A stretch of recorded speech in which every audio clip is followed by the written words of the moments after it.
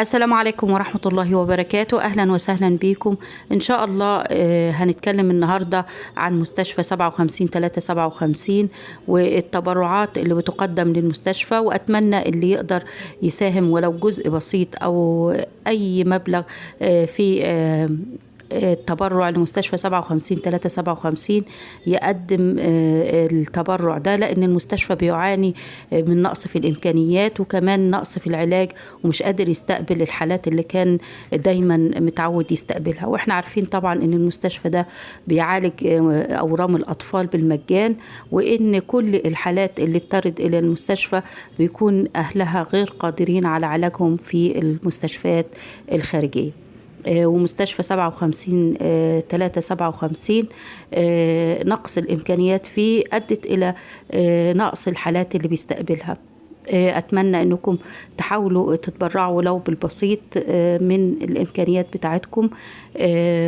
احنا عارفين أن الأزمة الاقتصادية في العالم كله وفي مصر وفي كل مكان، لكن ما ننساش الناس اللي هي محتاجة للتبرعات دي.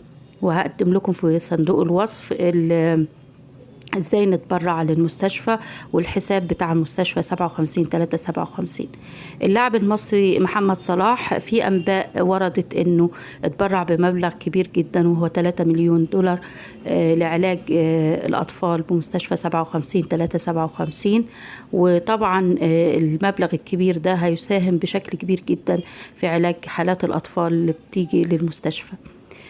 بس احنا سمعنا ان مدير المستشفى بيقول ان لغاية دلوقتي التبرعات ما وصلتش للمستشفى، وان كانت في ناس كتير بيأكدوا ان فعلا اللاعب المصري الكبير اتبرع بالمبلغ الكبير ده.